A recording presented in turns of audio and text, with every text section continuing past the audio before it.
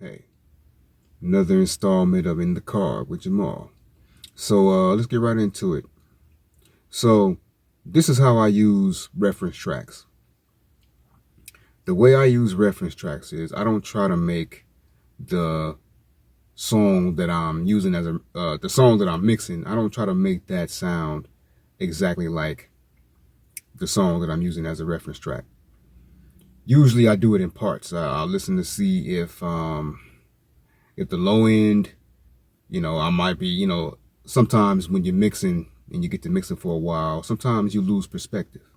So a good way to reset your ears and get them back, to hearing correctly is to use a reference track.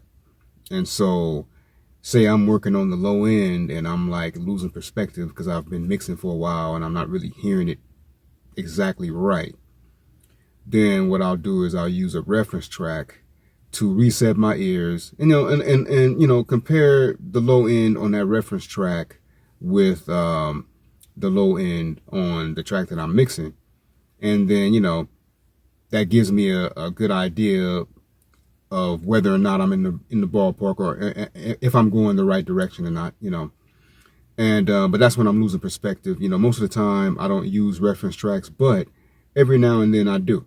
And it helps me to reset my ears, regain the perspective that I'm losing because I've been mixing over time. So that's how I use reference tracks. I usually use, whether it's I'm trying to check the low end of my mix or I'm trying to check the high end of my mix or maybe even the mid range. I don't try to make my mix sound exactly like the reference track because, that's not what I do. I don't think that's a good idea actually, because a mix is a mix.